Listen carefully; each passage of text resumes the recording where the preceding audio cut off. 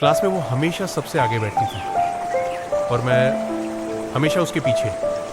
उस दिन उसकी पेंसिल टूट गई। मैंने अपनी फेवरेट पेंसिल उसकी टेबल पर रख दी।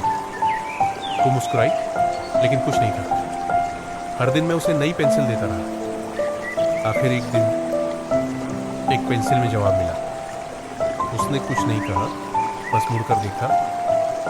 कभी कभी एक पेंसिल भी काफी होती है। कहानी बड़ी नहीं थी पर सच्ची थी।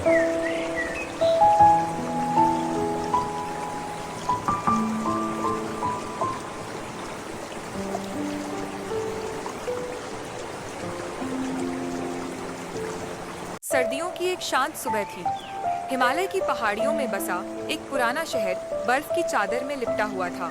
पुरानी पत्थर की इमारतों से गर्म रोशनी बाहर झांक रही थी और गलियां पूरी तरह सुनसान थीं। इस ठंडी लेकिन खूबसूरत सुबह में कुछ खास होने वाला था। शहर के पुराने पुस्तकालय में आर्या नाम की एक लड़की बैठी थी।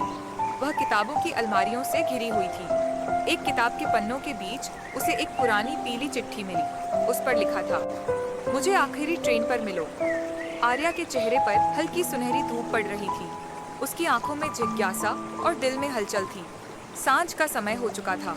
पहाड़ों के बीच एक छोटा सा रेलवे स्टेशन बर्फ की सफेद चादर से ढक चुका था। प्लेटफॉर्म पर सिर्फ पीली गर्म रोशनी जल रही थी। चारों ओर सन्नाटा था, लेकिन उस शांत माहौल में कुछ खास होने की उम्मीद थी। स्टेशन पर रोहन नाम का एक युवक खड़ा था। उसके हाथ में भी वही चिट्ठी थी, ठीक वैसी ही जैसी आर्या को मिली थी। तभी उसकी नजर सामने खड़ी आर्या से मिली। दोनों की आंखों में हैरानी थी, लेकिन उसी पल एक अनकहा जुड़ाव भी महसूस हुआ। ट्रेन आ चुकी थी। आर्या और रोहन एक साथ एक डिब्बे में बैठे थे। खिड़की के बाहर बर्फ गिर रही थी और अंदर की रोशनी से डिब्बा गर्म और सुकून भरा लग रहा था। दोनों मुस्कुरा रहे थे, बातें कर रहे थे और ऐसा लग रहा था जैसे वे एक दूसरे को वर्षों से जानते हों। रात गहरा चुकी थी। ट्रेन धीरे धीरे बर्फ से ढके पहाड़ों के बीच से निकल रही थी। खिड़कियों से रोशनी बाहर झलक रही थी और ऊपर आकाश में असंख्य तारे चमक रहे थे। यह दृश्य शांत, जादुई और पूरी तरह सिनेमाई लग रहा था। और उसी ट्रेन में दो दिल पहली बार मिले थे, शायद हमेशा के लिए। कभी कभी तकदीर पुरानी किताबों की चुप्पी में एक नई कहानी लिख देती। इन बर्फीली वादियों से गुजरती है। आर्या खिड़की के बाहर देखती है एक टिमटिमाता लैंप दूर किसी पुराने स्टेशन पर। वो रोहन से पूछती है, ये स्टेशन नक्शे में नहीं था, है ना? रोहन सिर हिलाता है, मैंने भी पहले कभी नहीं देखा।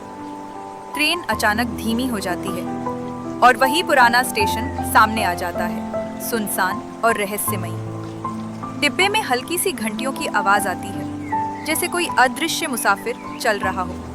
एक बूढ़ा टिकट चेकर आता है और कहता है, ये स्टेशन सिर्फ चुने हुए लोगों के लिए है। वो उन्हें एक रहस्यमयी टिकट देता है जिस पर लिखा है, सवालों से भरे शहर की ओर। ट्रेन चल पड़ती है, पर बाहर का दृश्य बदल चुका है। अब बर्फ नहीं, तारे जमीन पर हैं। आर्या और रोहन एक दूसरे को देखते हैं।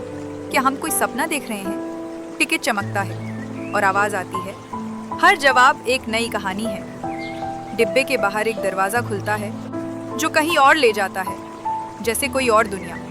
दोनों हाथ पकड़ते हैं और दरवाजे की तरफ बढ़ते हैं।